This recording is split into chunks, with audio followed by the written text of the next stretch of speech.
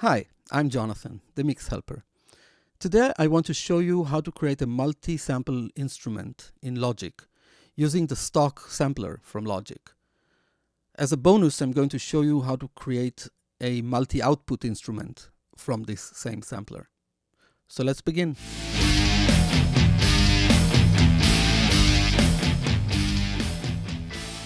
So I've created a simple Logic session for the purpose of this tutorial.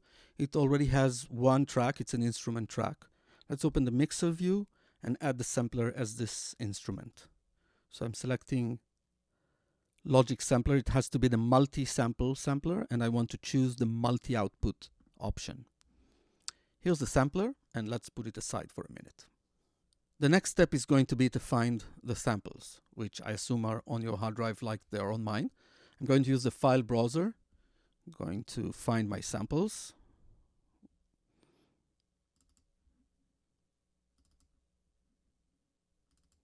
So I already have a nice collection of drum samples. I'm going to use the one-shot samples, not the loops.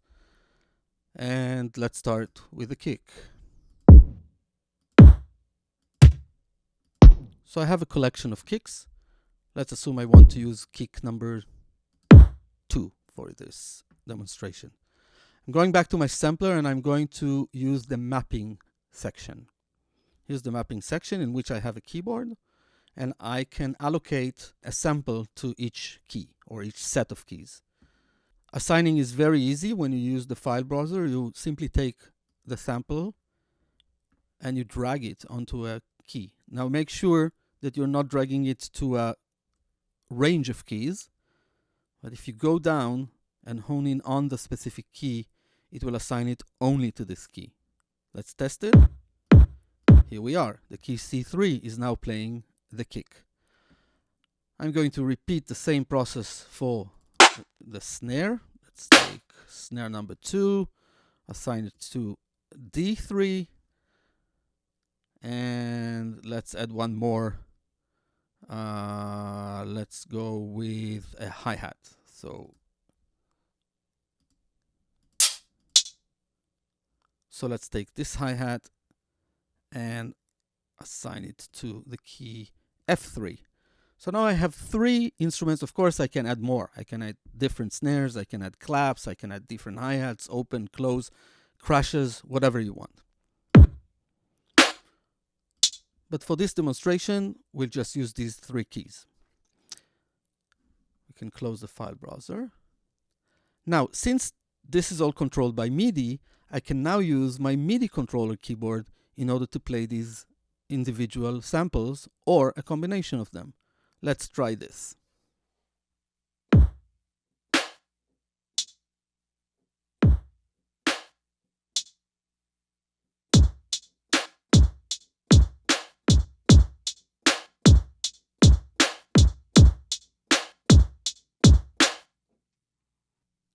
Excellent. So let's close the sampler window and record ourselves a loop. I'm pressing the R.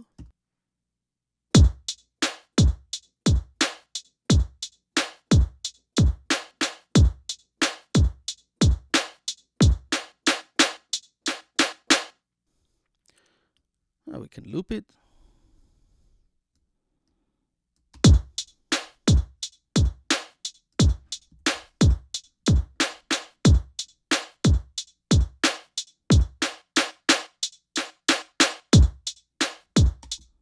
Now we have a nice loop.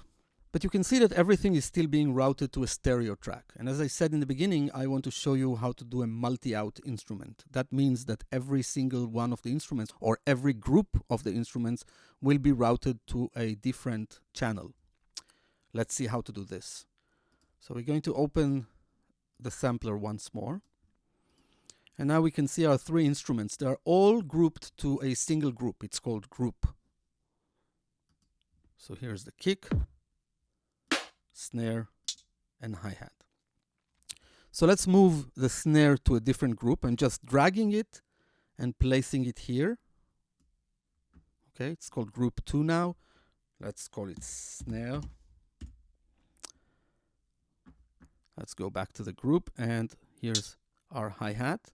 I'm going to drag it as well into a new group Now call this one hi-hat. And what we're left with in the original group is only the kick. So let's call this one kick. So if I select all three groups, I can see all three samples, but basically each group now has only one sample or one instrument. They are, however, all still routed to a single output. It's called the main output. So let's leave the kick in the main output, but let's move the snare to a different output. Output 3, 4 means channel 3 and 4. It's a stereo output, so it has two channels. And let's move the hi-hat to 5 and 6. So now we have main, 3, 4, 5, and 6. Perfect. Let's close this. Now if we go back here to our mixer view, our channel here has a little plus and minus. So if we press the plus twice in this case, we're adding the additional outputs from this multi-out instrument. So now the main output can be renamed as kick. The second one can be renamed as snare. And the last one as hi-hat. If we play our loop now, you can see that the kick is only routed to the main out. The snare is only routed to the second one, and only the hi-hat routed to the third one. Why is this good? It's good because now we can apply different processing to each and every one of these channels. Let's start as an example with the hi-hat. Let's add an EQ. Let's do some real hard cutting of the low end, and let's enhance some high end.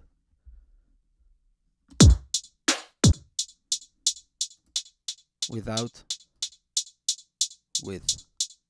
Excellent, I like it. Let's do something with the snare too. Let's do some EQ as well. You can also cut some low end. Yeah, maybe enhance, give it some punch, enhance the fundamental frequency.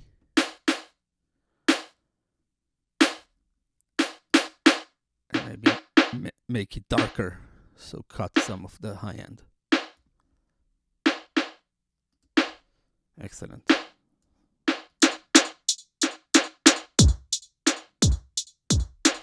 See, I'm clipping, so I'm going back to my sampler and I'm going to go to the top here. There's a volume button, so it's the master volume. I'm going to lower it by 6 dBs.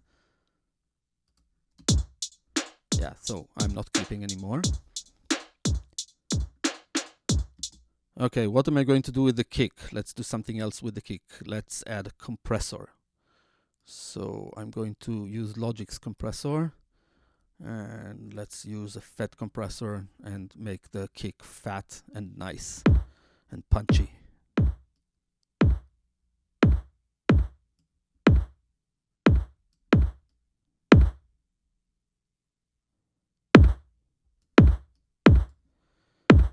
Yeah, I'm clipping here, so I'm going to use the limiter.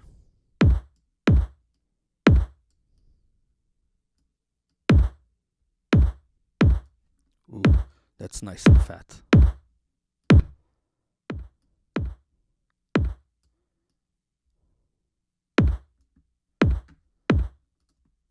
Without, with.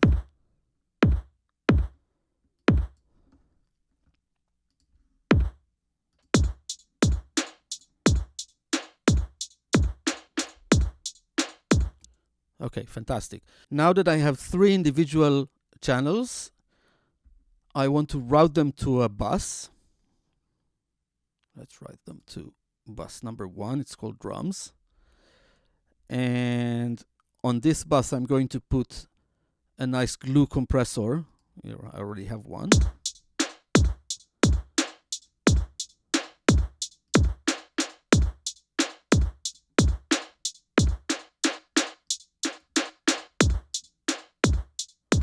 With a nice clipping. So without and with. So it sounds really nice now. That's it, folks. We've created a nice software instrument. It's a new combination of existing individual samples. We put them all in a single instrument so we can control them with a MIDI keyboard. We've routed each one of the groups to a separate output so we can have different channels and process each channel individually. I hope that you found this useful and that you're going to use this technique in one of your next mixes. Thanks for watching, and I hope to see you again in one of my next videos.